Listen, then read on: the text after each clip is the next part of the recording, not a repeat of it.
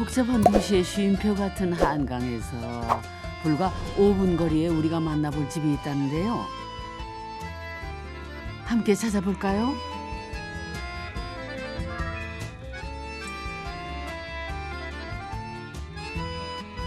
아, 여기에 연도별로 집들이 다 있네요, 여기.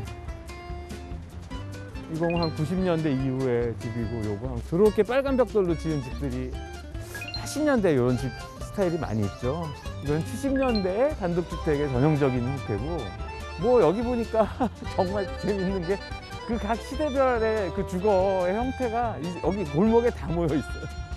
뭐 90년대, 2000년대 뭐 다 있어요. 근데 오늘 가는 집은 어떤 집이에요? 시트가 군계 1학? 그래요? 아, 벽돌로 된 그런 옛날 집인가 보죠? 군계 일학이라 그러면은 뭐 어때서 군계 일학일까? 뭔가 특별한 집인 것 같은데요. 아마 요 집인가 보다. 아, 군계 일학이라 그랬는데, 아, 이거 오래된 벽돌집을 개조를 했네요. 여러 가지 재료를 덧붙여서 계단도 새로 내고, 앞에 담장은 요새 많이 쓰는 그런 담장으로 고치고, 그다음에 여기 하부에도 이렇게 시멘트 벽돌이거든요. 여기 근데 시멘트 벽돌로 외장을 하고, 한 40년 된 집인 것 같은데 잘 고쳤네요, 이 집을. 집 멋있게 졌네. 이 집이 되게 보기 좋은 거는 이렇게 오래된 재료하고 80년대 벽돌과 지금 새로 붙인 시멘트 벽돌이 아주 잘 뭐 서로 이렇게 뭐 충돌 없이 조화롭게 잘 붙어 있어요. 거기다가 이제 이런 회색 벽돌과 까만색 철 프레임이 전체적으로 조화롭고. 궁금한 벽돌집 집주인이신가요? 이걸 누르면 되나 보다. 안녕하세요. 안녕하세요. 반갑습니다. 선생님. 아유, 반갑습니다. 반갑습니다. 예. 아유, 반갑습니다. 예. 아, 여기 이렇게 집을 고치신 것 같아요. 예, 고쳤습니다. 얼마나 되셨어요? 저희 이사 온 지 1년 이제 새 집이네요. 예, 옛집을 고친 지 이제 1년. 벽돌 한 장에도 바람을 담아 함께 즐거워지는 집이란 뜻의 여흔제라 이름을 붙였다죠. 두 가지 벽돌이 어우러진 외벽에 눈길을 끄는 게 있는데요. 그리고 이 계단이 아주 특징이 있어요. 네. 이게 집 딱 볼 때 이 예. 계단이 있는 게, 그러니까 오래된 집에 이렇게 철 구조물이 있는 게 어떻게 보면 약간 공업화된 디자인 같은 거잖아요. 네네네. 그렇지만 또 약간 현대적인 느낌이 좀 나요. 그래서 집에 약간 양념을 친다고 할까? 약간 예. 그런 느낌이 있어요. 그래서 저희가 이제 그 집 컨셉 정할 때 이게 이제 좀 오래된 네, 가옥이니까 예, 좀 예. 모던한 느낌을 이제 추가할 네. 때는 해달라고 해서 이제 이 요게, 철계단으로 요게. 결정이 된 거예요. 사실 이 집은요, 옛집을 고치고 새로 한 층을 올렸다네요. 이 집의 경우에 그러니까 1, 2층은 대수선에 속하고요. 3층은 증축이에요. 대수선은 뭐냐면 제가 알기로는 원래 이제 있는 공간을 이렇게 조금씩 넓히고 완전히 그런 구조 변경하고 하는 거가 대수선이고요. 그다음에 증축은 없는 면적을 만드는 게 증축이거든요. 그래서 그 두 개가 같이 있어서 허가 받은 거에도 보면 대수선 플러스 증축. 그러니까 요 1층과 2층은 80년대 벽돌집을 외벽부터 내부까지 싹 고쳤고요. 3층을 이번에 새로 증축한 집입니다. 법적인 기준으로 본다면 집을 짓는 거는 이제 신축이 있고 증축이 있어요. 그다음에 개축이 있고 여러 가지 이제 법적으로 분류가 있는데, 신축이란 거는 뭐 말 그대로 새로 짓는 거죠. 개축이란 건 뭐냐면 어떤 구조적인 변경이나 뭐 면적의 큰 변경이 없이 집을 고치는 거죠. 증축이란 거는 뭐냐면은 면적을 늘리는 거죠. 이제 이게 복잡한 거예요. 그러니까 근데 이제 85평방미터라는 게 굉장히 이제 그 법에 많이 나오는 건데, 85평방미터가 평수로 환산을 하면은 25평이에요. 그러니까 25평이 우리나라 국민주택 규모가 25평이거든요. 그러니까 모든 규모를 이렇게 산정할 때 그 국민주택 규모 이상이냐 이하를 가지고 법을 많이 정하는데, 85평방미터 이하일 경우에는 그냥 내가 고치고 신고를 하면 돼요. 그러니까 일정한 서류를 갖춰서. 근데 이제 85평방미터 이상의 그 증축을 할 경우에는 건축사의 그 설계가 필요하고, 그다음에 기술사의 어떤 그런 그 구조 계산이 필요하고 이런 것들이 들어가요. 그러니까 이거는 거의 신축에 준하는 어떤 그 행위를 해야 되거든요. 법적 행위를. 그러니까 지금 이 집 같은 경우가 이제 그 85평방미터 이상으로 증축을 한 거기 때문에 전문가들의 도움을 받아서 고친 거죠. 이 집 1층과 2층은 비슷한 구조로 각 층에는 2개의 침실과 거실, 부엌이 있는데요. 공간의 위치는 같지만요. 넓이는 조금씩 다르다네요. 3층은 10평 원룸이랍니다. 어떻게 예집을 바꿨는지 1층부터 볼까요? 오, 여기가 이렇게 고치셨구나. 대문을 지나면 2층 같은 1층과 연결이 됩니다. 1층은 부부의 생활 공간인데요. 언제라도 가족과 친구들이 모일 수 있게 거실과 부엌을 널찍하게 만들었더네요.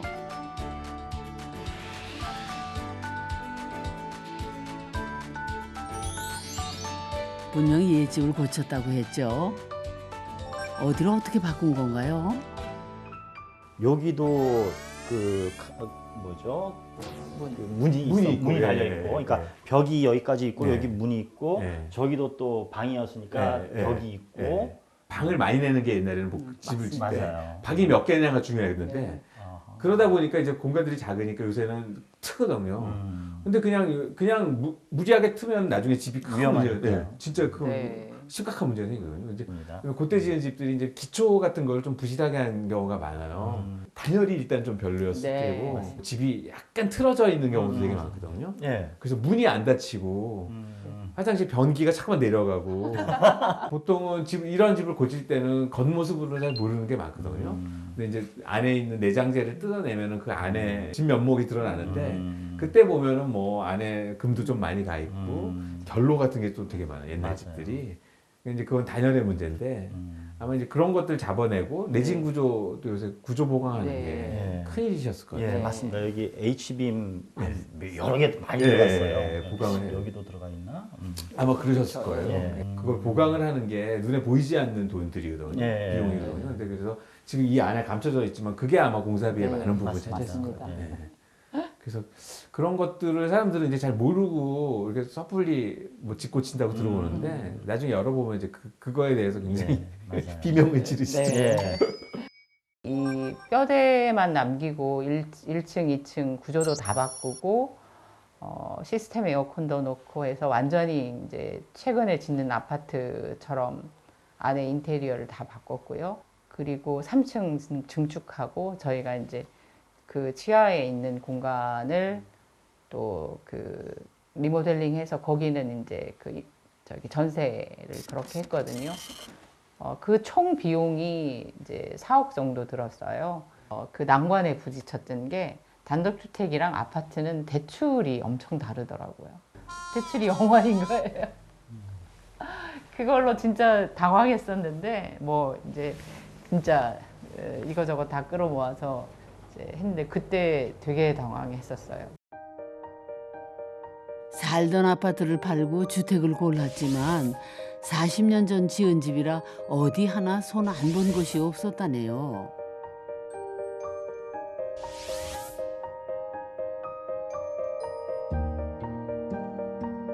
수없이 시행착오를 거치며 완성한 집. 그래서 부부에겐 더없이 소중한 공간입니다. 부부 침실 맞은편에는 특별한 공간이 있는데요. 양가 부모님을 위해 만든 방이랍니다.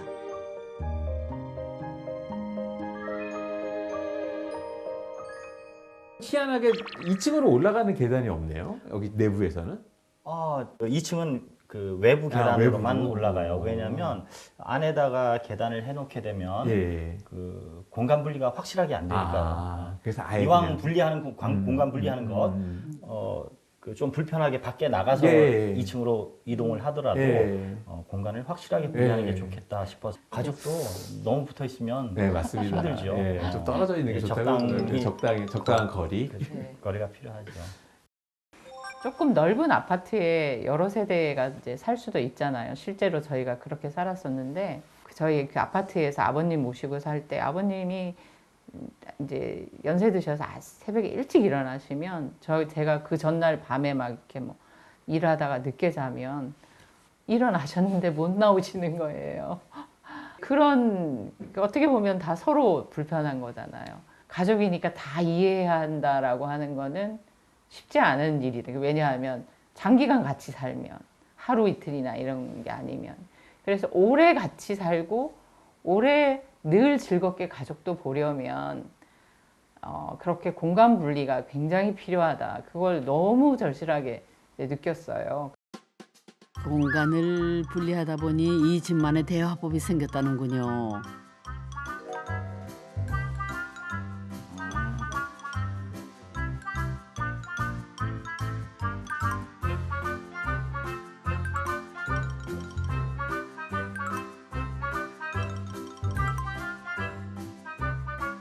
각자 공간에 있으니까 네, SNS로 실시간으로 하는 게 제일 편하죠.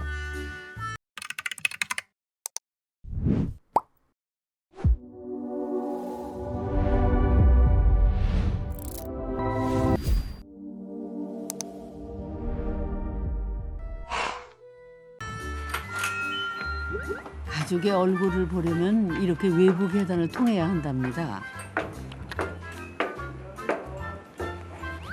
서로의 사생활이 완벽하게 보호되겠는걸요. 택배 왔어요. 네.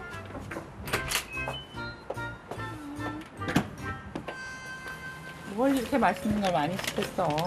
이따가 맛있는 거 해주려고. 아, 땡큐. See you, bye.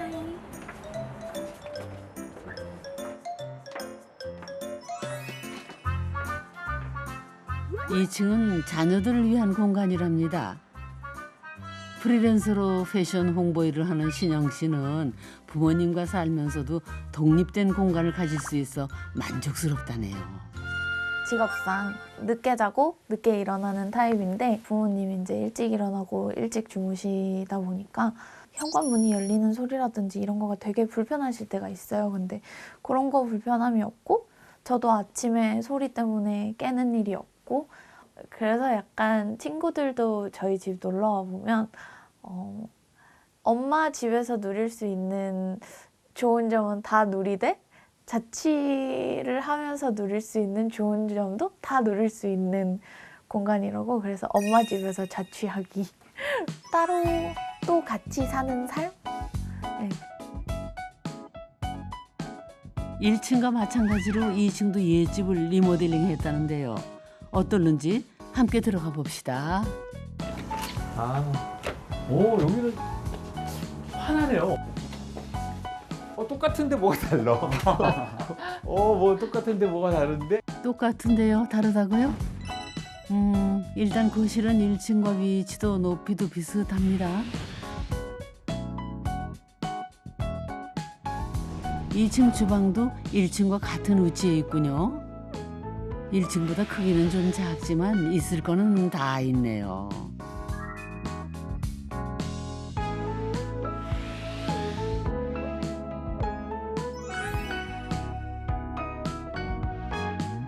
가만히 보니까 일단 올라와서 화나고, 예, 그렇죠. 네, 빛이 들어와서 보여요. 화나고. 네. 2층에는 아까 여기에 이제 다이닝룸이 그렇죠. 식탁이 있었고 예, 그림이 그렇죠. 하나 있었죠. 예. 그죠? 네, 네. 그다음에 이제 컬러가 좀 다르네요. 네.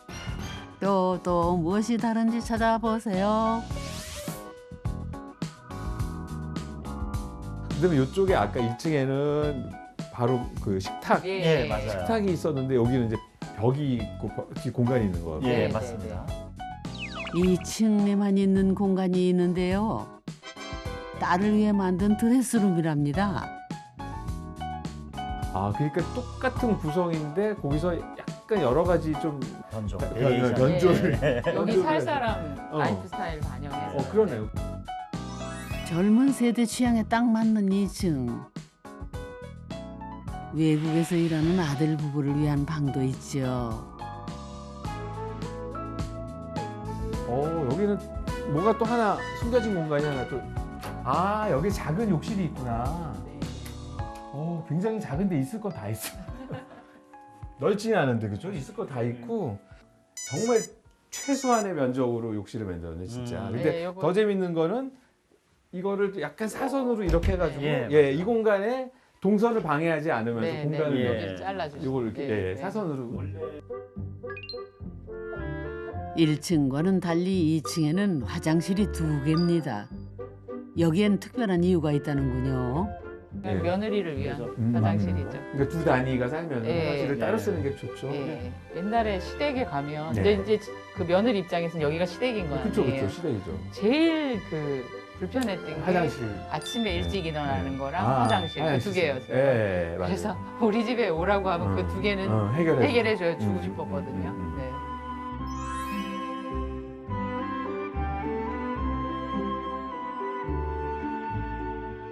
거실을 가운데 두고 아들 방의 반대편은 딸의 침실이자 작업실입니다.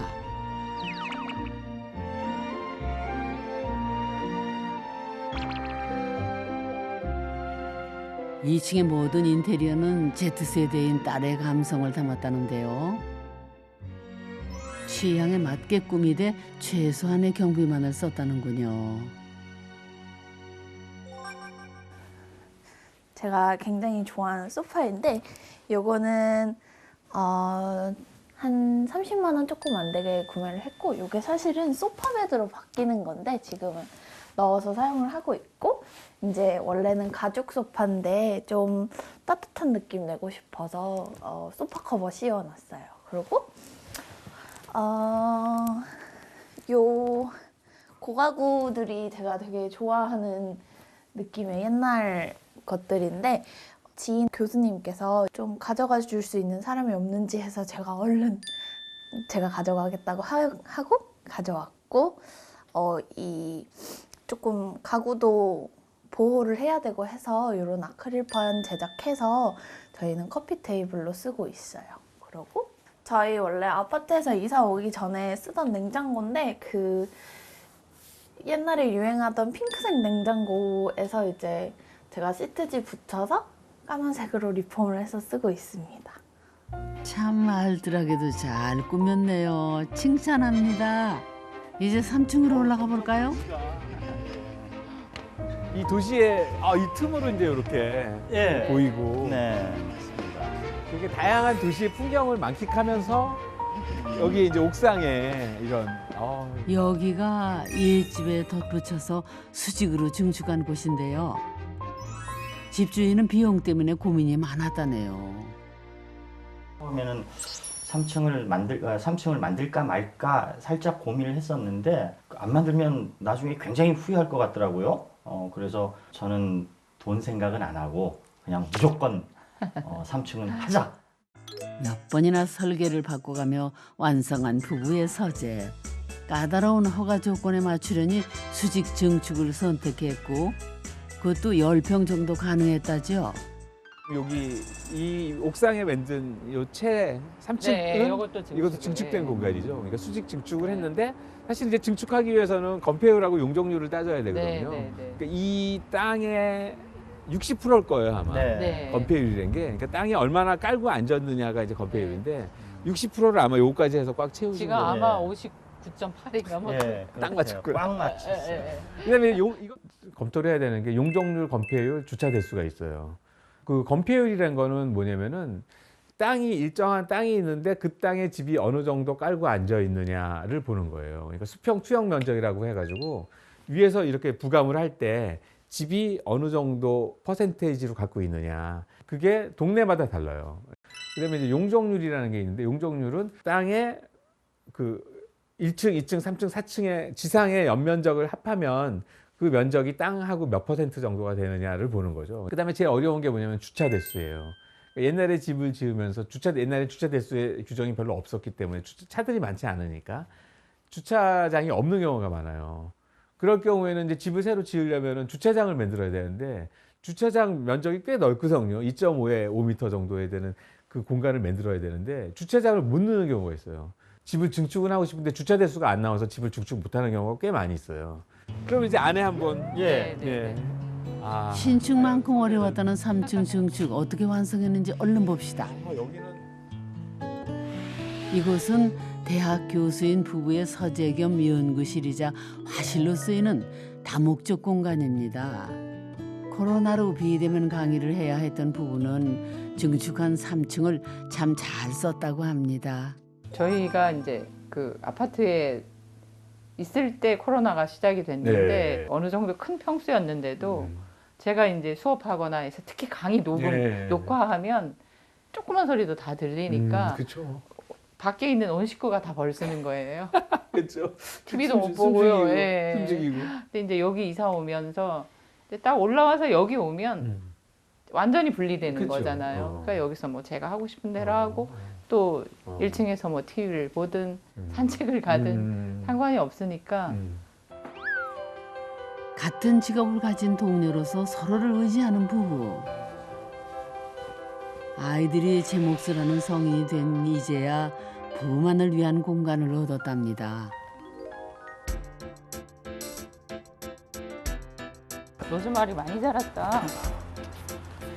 예. 아유. 넓은 정원이 아닌 작은 옥상을 가졌지만 부부는 도시에 머물기 위해 옛집을 증축한 이 선택에 만족합니다. 저는 도시를 좋아하는 사람이구나 스스로 결론을 내렸고요. 근데 이제 이 여기는 이제 저희가 도시 생활에서 부족했던 그 자연, 부족했던 하늘도 볼 수 있고 강도 볼 수 있는 거면 뭐 오케이다. 오늘은 부부가 2층 주인의 초대를 받은 날입니다. 딸, 왔어? 가족은 각자 생활하다 시간이 맞으면 모인다네요. 오래 함께 살기 위해 따로 또 같이 살기로 했답니다. 맛있게 드셔. 위층 젊은 언니가 해주는 밥 오랜만에 먹네요. 나에게 집이란 함께 즐거운 곳. 그래서 여흥제입니다.